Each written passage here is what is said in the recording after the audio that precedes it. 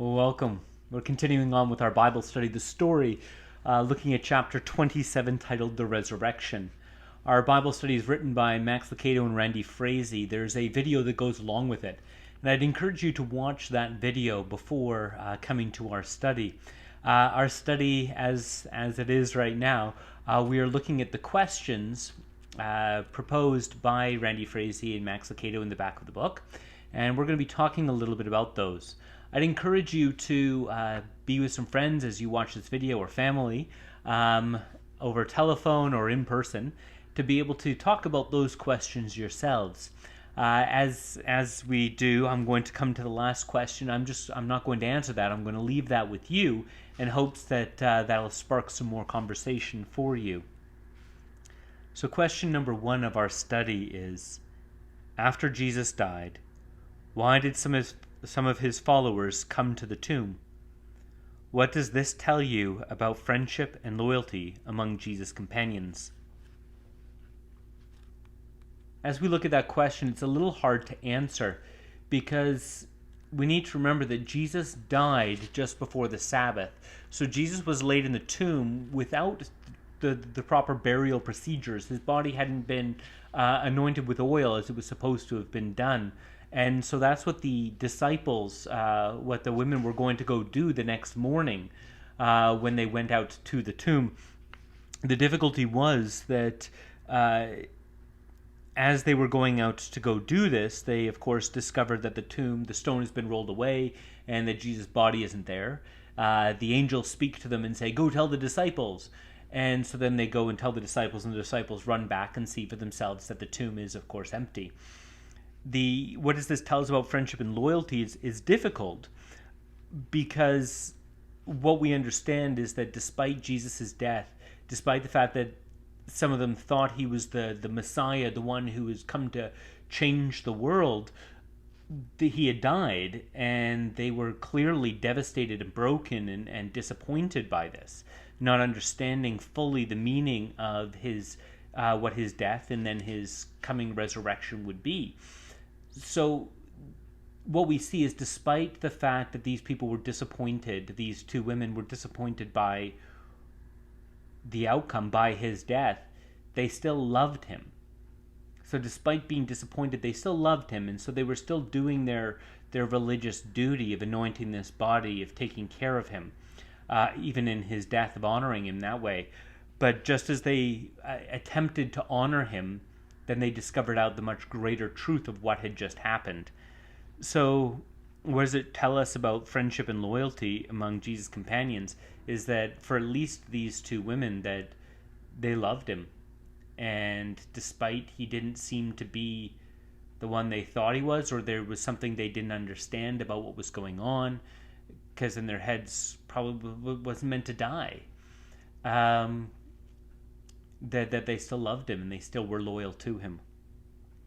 His other disciples, though, they had abandoned him as he went to the cross, and that they must have been, and they were, devastated by his death. And again, that's not the understanding they had of what was supposed to happen, even though Jesus had spoken about his death. So it's a very difficult question to answer. Question number 2 is, do you believe that Jesus rose from the dead, and why? Me personally, absolutely, I do. I believe it based off of the story of the Bible, but not just because of that story, but that story gave me an understanding of God. It gave me a framework, a language to use to speak about God. And then it gave me an understanding that God is loving and forgiving and compassionate, and he is present and he is there for us. So then when I went through my own personal struggles and brokenness and need, and so when I needed help, I had the language to call and the name of who to call out to. And so I called out to Jesus for help. And so when God came, when God was there in my need to save me, to help me, he then proved who he was. So do I believe it? Yes, I believe it because of the story, but then I have tested it in my own life, and so I believe it. It's not just a head thing for me, it's this is what I've experienced in my life. So that's why I believe it. When Jesus appeared to people, question number 3 is, when Jesus appeared to people after his resurrection, how do you think their lives were changed? And I think they were utterly changed, completely. I don't think just one part of their life or part of anybody's life could be. It's this thing that you had understood, death, final, permanent, now is not. So hold on a second, what? The Romans were very good at killing people. They were very good at ruling, at subjugating people. And here is Jesus crucified, killed by the Romans, and yet he's not dead anymore. This would completely change your understanding of existence, of who you are. So their lives were completely changed. After that, you're learning that death isn't the end, that there is life more than this. You're learning that everything you thought about who Jesus was is changed. Jesus isn't just some great teacher or even somebody speaking on behalf of God as a prophet. He is the presence of God here. He has more power than the world around him, nature, than death itself. God is present. And that would have just transformed everything. So question number 4 is, what does Jesus' resurrection from the dead reveal about God's power over death and sin? It reveals that God is more powerful than death, for God is the source of life. As we read the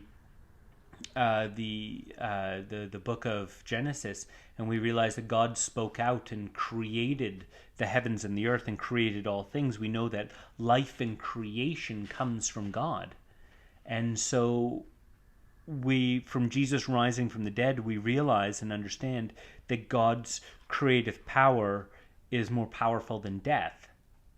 That whatever sin has brought into the world, death, that God is more powerful than that.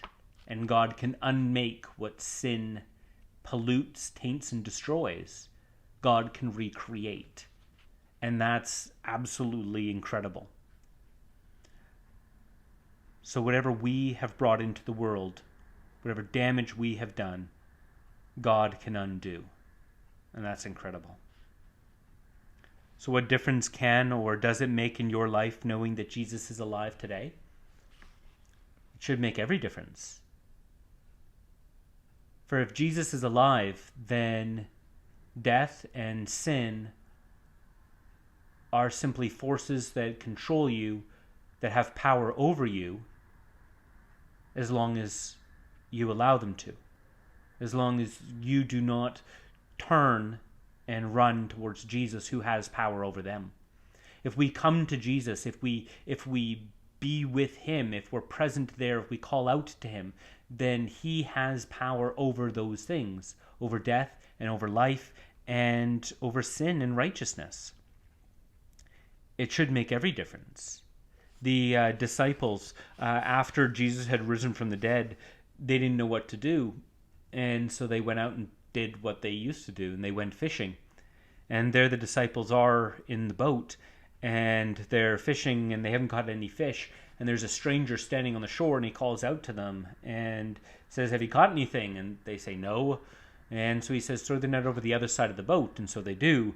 And there they draw in a massive catch of fish.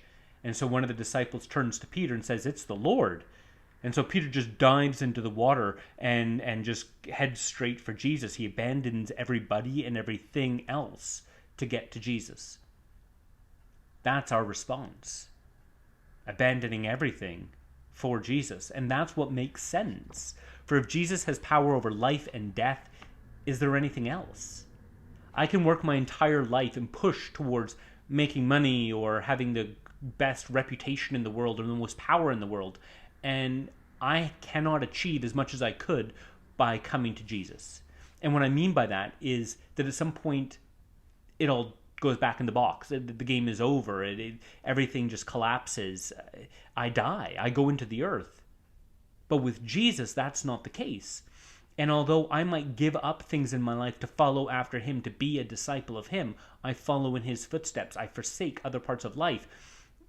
But by following after him, I'm following after the source of life, the one who had the imagination to create the universe and all that is. By clinging on to him, I'm giving up nothing. I'm giving up pittance by comparison to what I receive.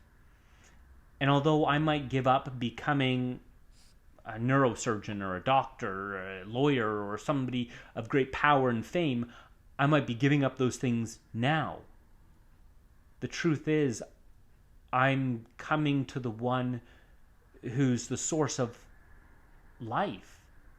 And so when I cling to him, whatever I've given up now, I will receive and continue to receive in the future. Both in a new life, in a resurrected life, but also now, as I'm clinging to the one who life comes from. So what difference does it make in life? It makes every difference. Our last question is question number 6. Before Jesus ascended into heaven, he commanded his followers to go and make disciples of all nations. If you're a believer, when was the last time you talked to someone else about your faith in Jesus? So I'm going to leave you with that question, but I want you to view that question in light of this previous one, of what difference does Jesus make in our life? And just look at that in the life God's calling us to. So wherever you are, God bless you. My hope and my encouragement is always to keep digging into the scriptures, because it's there where we meet God. It's through taking those words and that language that we learn and then approaching to God in prayer and speaking to the living God that we encounter him. So God bless you, and I hope you, keep digging. God bless.